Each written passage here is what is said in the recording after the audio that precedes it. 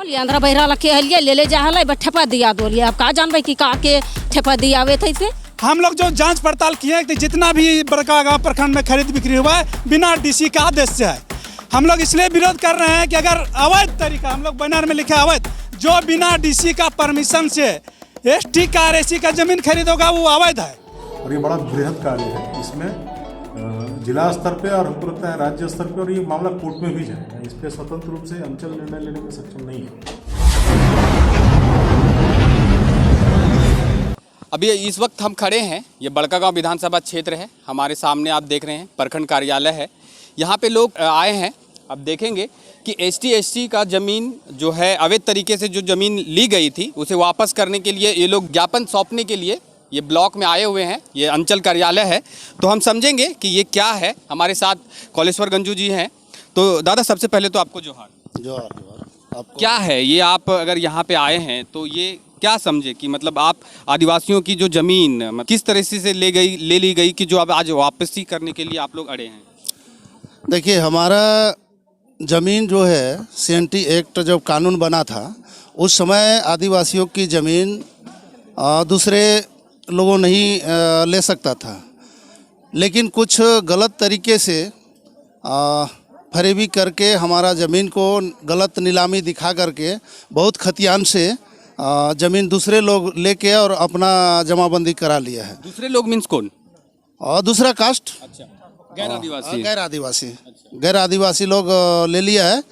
तो हम लोग सरकार से यही मांग कर रहे हैं कि उसको जांच करके, वो लोग जब हम लोग बोलते हैं तो वो लोग बोलता है नीलामी से लिए हैं। जब हम लोग RTI करते हैं तो वो दिखाता है कि नीलाम कभी हो भी नहीं किया ज़मीन, तो उसका जमाबंदी कैसे हो गया।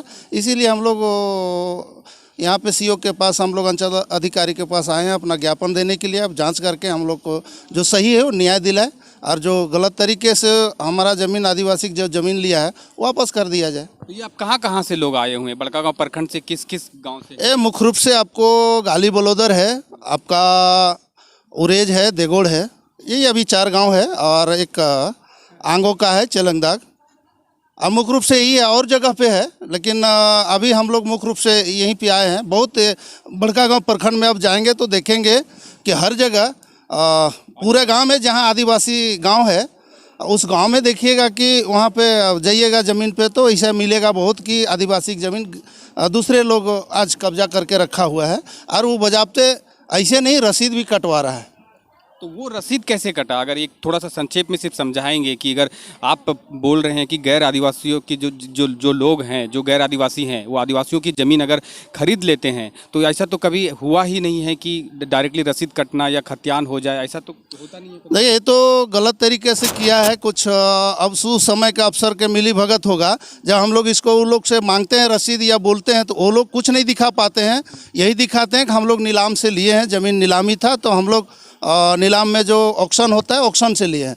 जब हम लोग RTI किए तो पता चला कि ज़मीन नीलाम हो भी नहीं किया है।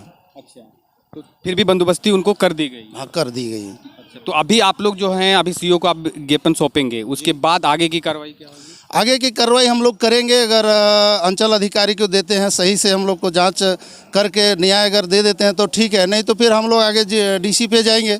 अगर DC भी नहीं सुनते हैं तो फिर रास्ता है अपना जो आंदोलन का, हम लोग अपना फिर वही आदिवासी का अपना रूप अपनाएंगे। चलिए, तो ये थे कौलेश्वर गंजू। आप सुन रहे थे कि किस तरह से ST का अवैध रूप से जो खरीदी गई ज़मीन थी उन्हें इनको वापस चाहिए। तो और भी कुछ लोग हैं जो ग्रामीण हैं, उनसे समझेंगे कि क्या हुआ था इनके साथ और आज ये अंचल कार्यालय में क्यों आना पड़ा इनको। अभी हमारे साथ बालदे गंजू जी हैं, तो उनसे समझेंगे कि किस तरह से आदिवासियों की ज़मीन गैर आदिवासी ले लिए, बंदोबस्ती कर दिए हैं, रसीद भी कट रही है उनको। तो आज अचानक ये लोग यहाँ पे अंचल कार्यालय बड़कागांव में आए हैं और इनका कहना है ये कि हम उनको बंदोबस्ती से छुड़ाएंगे। तो ये कैसे पॉसिबल है कि जो ज़मीनें पहले रसीद कट चुकी हैं, जिनके केवाले हो चुके हैं और अभी वो लोग लगान अगर भर रहे हैं, तो आज अगर आप बोलेंगे कि अगर ये आदिवासी अगर एक्ट 46 का उल्लंघन है तो कैसे समझेंगे लोग? यह जो CNT एक्ट कानून है 1800 से बनना शुरू हुआ और 1908 में तैयार हुआ। इस कानून में है कि SC का ज़मीन और ST का ज़मीन अगर SC है तो उस ज़िले के अंदर में खरीद सकता है, वह भी SC उसी ज़िला का है, और DC जब तक परमिशन नहीं करेंगे तब तक SC का खरीद सकता है। और ST SC का वो प्रखंड लेवल का है। तो हम लोग जब देखे कि 1908 का जो CNT एक्ट का जो कानून है उसमें धारा बहुत CNT एक्ट में 271 को धारा है, लेकिन प्रथम जो धारा है 46 का उसमें है कि जब तक DC नहीं आदेश करेगा कोई भी रजिस्ट्री, तो हम लोग जो जांच पड़ताल किए कि जितना भी बड़का गाँव प्रखंड में खरीद बिक्री हुआ है बिना DC का आदेश से है।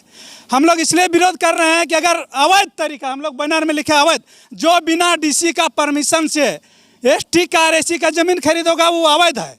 क्योंकि यही बगल में चानो में हमारा पट्टा रद्द हुआ।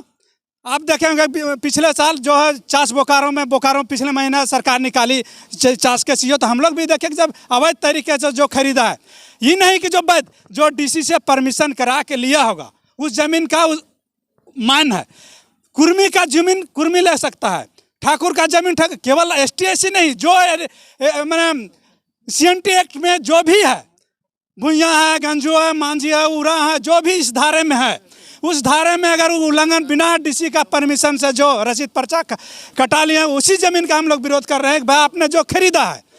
कुछ ज़मीन है कि हुक्मनामा दिखा देते हैं, कुछ खतियान कुछ का है, तो भाई जो अवैध तरीके से खरीदा उसका हम लोग विरोध किए हैं। जो विधिवत खरीदा होगा उस ज़मीन भाई ऐसा नहीं कि जो विधिवत खरीदा ऐसा होने लगेगा तो पूरे तो लागू हो जाए। इसलिए जो अवैध हम लोग का है कि जो अवैध तरीके से खरीदा है, जो अनलीगल तरीके से बिना DC का परमिशन से ठग फुसला के किसी दूसरा आदमी खड़ा करके इस तरह का जो अवैध तरीके से कब्जा, अच्छा कुछ का है कि खतियान हर कब्जा अवैध रूप से कर रहा है, जैसे गाली का लीजिए खाता 29 का, बलौदार का भी खाता 12 का, इसी तरह से पंथन मटार के खाता कितना खाता है 4 112, इस तरह के अवैध कब्जा करके रख रहे हैं दबा के धमकाता। इसलिए हम लोग को अवैध खरीदारी और अवैध कब्जा मैंने दोनों तरह का हम लोग मतलब हमारा खतियान रसीद कट रहा है।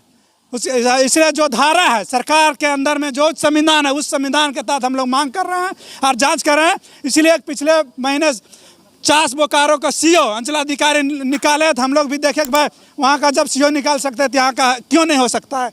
लेकिन सवाल वही है कि अगर आप लोग आदिवासी बहुल इलाके के लोग हैं, अगर ज़्यादा उनके एजुकेशन की कमी है, वो लोग समझ नहीं पाते हैं, तो ये ज़मीनें हस्तांतर हुई कैसे? जो पहले हुआ ये ज़मीन रसीद कटना चालू हो गया, बंदोबस्ती हो गया, उनके अभी भी रसीद कट रहे हैं, तो ये हुआ कैसे? ये सब मामला हुआ उजागर कैसे? इसलिए हुआ कि हमारे लोग तो पढ़े लिखे नहीं थे, खतियान भी नहीं जानते थे। मैं खुद का हमारे पिताजी तो हम जब हुए तब देखे कि है, तो इसलिए पहले तो ऐसा अभी न आधार कार्ड चाहिए, फोटो दिए, पहले तो होता था किसी को आदमी का किसी को लेकर रजिस्ट्री करा लेता था। बलौदार का एक है कि एक आदमी का रजिस्ट्री टेकन गंजू का करा लिया, कहीं का देखा के कहीं का, फिर जब हम लोग पंचायती किए तो फिर उल्टी रजिस्ट्री कुछ ज़मीन किया। तो इस तरह से बहुत जगह हुआ है प्रखंड में, बलौदार में हुआ, गालिम हुआ, पंदनमा टाण में हुआ, हिसाबार में हुआ, अब आपका उरज में भी हुआ, पसरिया में भी हुआ। जब देखें पसरिया का ज़मीन जब सरकार वापस कर सकती है तो हम लोगों की ज़मीन क्यों नहीं कानूनी तरीके से वापस हो, यही बात है। तो अंचल कार्यालय में आने से क्या लगता है आपको कि समस्या हल हो सकती है?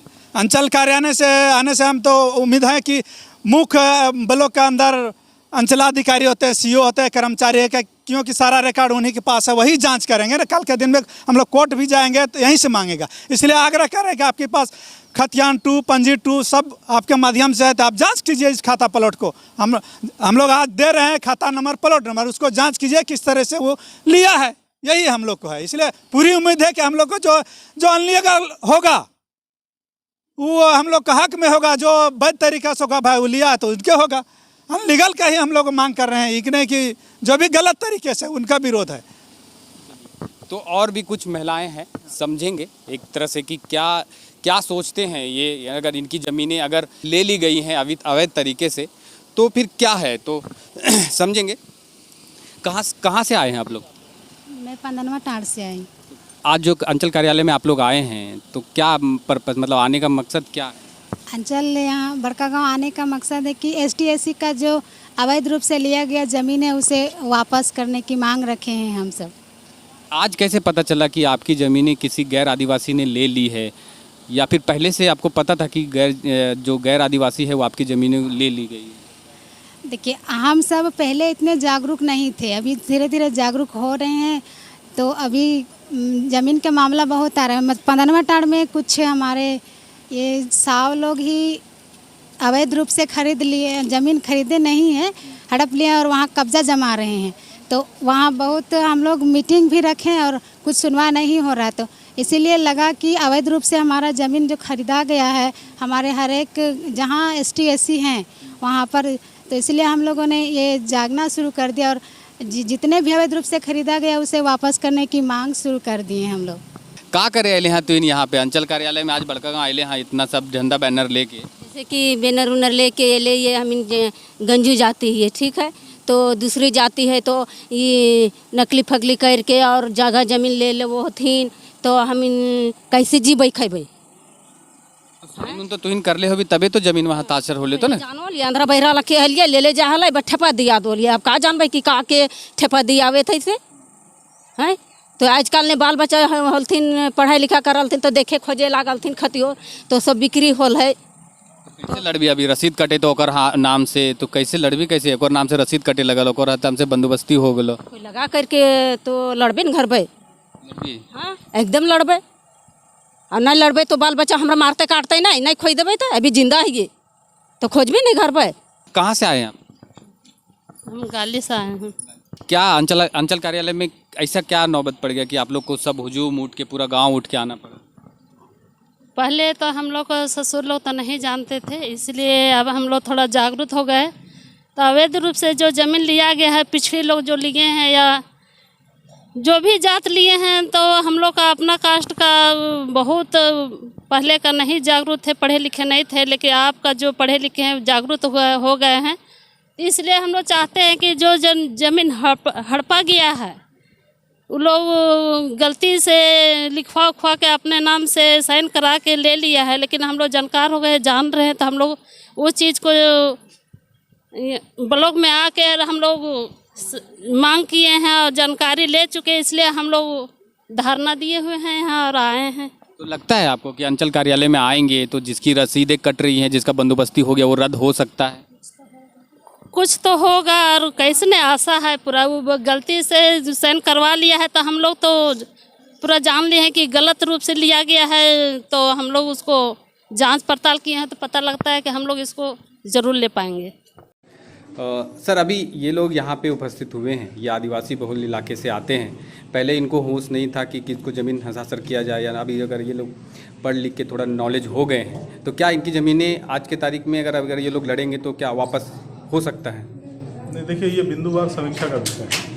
प्रत्येक भूमि का एक अपना उसका नेचर है। जैसे अगर कोई बहुत वर्ष पहले बिक गया हो तो उसमें कोर्ट का जो निर्देश है उसके आधार पर कार्रवाई होती है। पहले एक SR कोर्ट हुआ करता था, उस समय इस तरह का मामलों का निष्पादन किया जाता था। वर्तमान में SR कोर्ट समाप्त हो चुका है।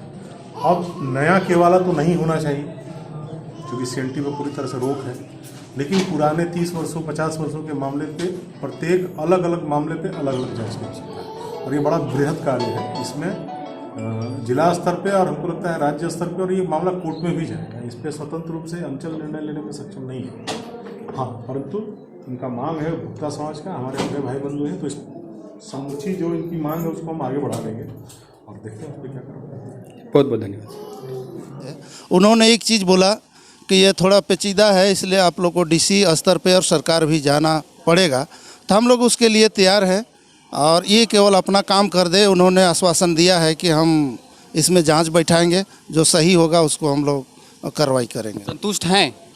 हाँ, जिस हिसाब से बात हुआ है तो संतुष्ट हैं। इसको देखेंगे और काम देखिए, अफसर लोग होता है बोल देते हैं, लेकिन अब देखेंगे, हो जाता है तो ठीक है, नहीं होता है तो फिर हम लोग अगला कदम उठाएंगे।